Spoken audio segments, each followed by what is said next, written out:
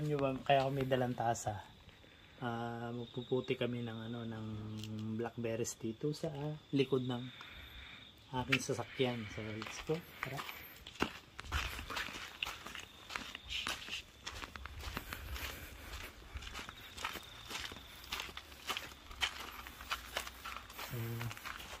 Ito mga mates, ang dami na kasing hinog niya.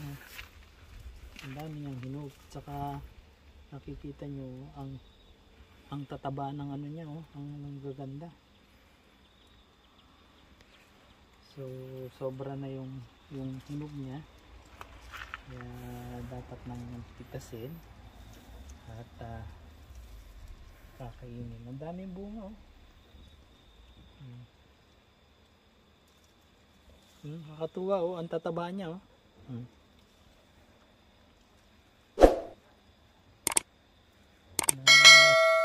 sobrang hinog na niya.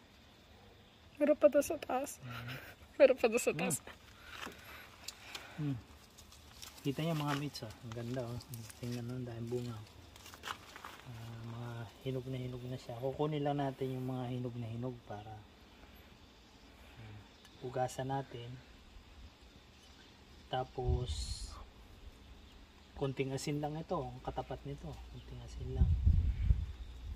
So yun, so kita nyo, dahil bunga, yun, mga hinog na talaga siya.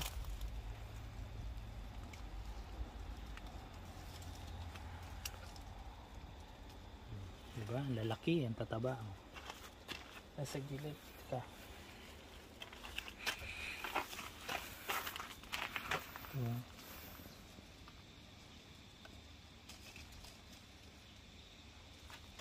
Lalo na dito mga mates.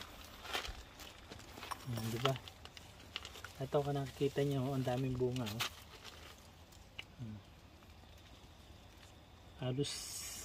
Halos hinog na sila lahat. So yung iba kinakain na ng ibon.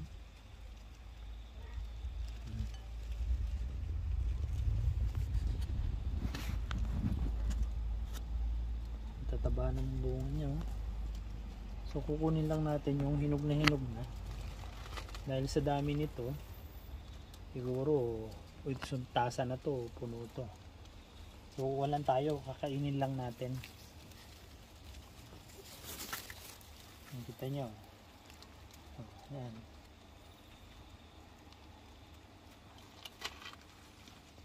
Kukunin ko lang yung mga sobrang hinog. Yan, nahuhulog na siya.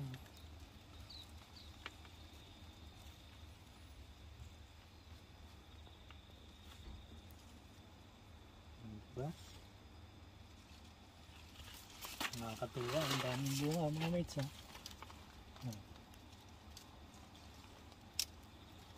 Marami nang nahulog kasi na sobrahan na siya ng hinog. At so dahil nga laging may paso, tapos pag uwi nakikita ko siya, kaya lang pagka nakapagkape na nalilimutan ng pitasin to. Kaya hindi ko kasi nung napapansin, gawa ng sasakyan ko nandito sa likod, natatakluban siya, pero dito pala ang dami ng hinog, nalilimutan.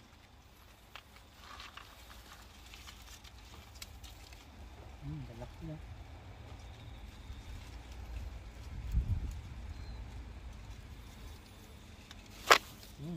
Tapos na. Nakatuwa mga mates, ang daming bunga.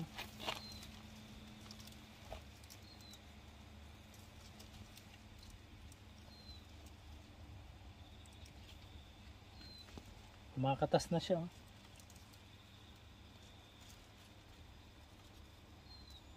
Ayan.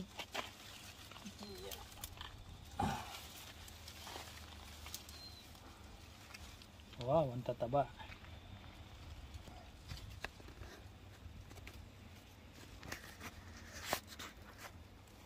Ang dami na siyang nahulog kasi nga nasobrahan na ng hinog. Hindi na namin napapansin na sobrang hinog na pala siya.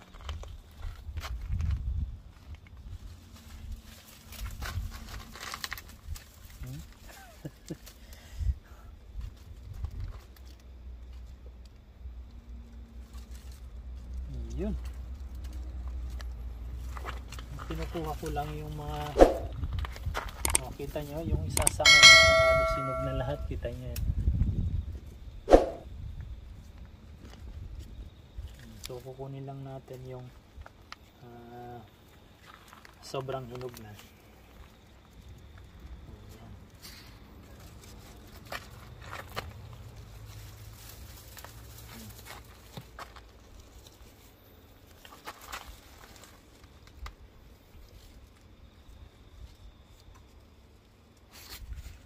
So yun.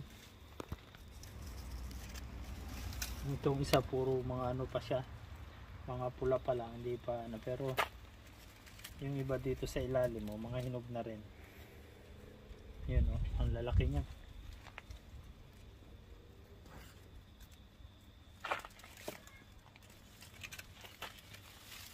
So ito na lang muna mga mates. So ito, kakainin lang namin. Ito yung tinatawag namin na dito na blackberries. So alam nyo ba na ito dito kinukuha lang namin dito sa gilid ng bakod.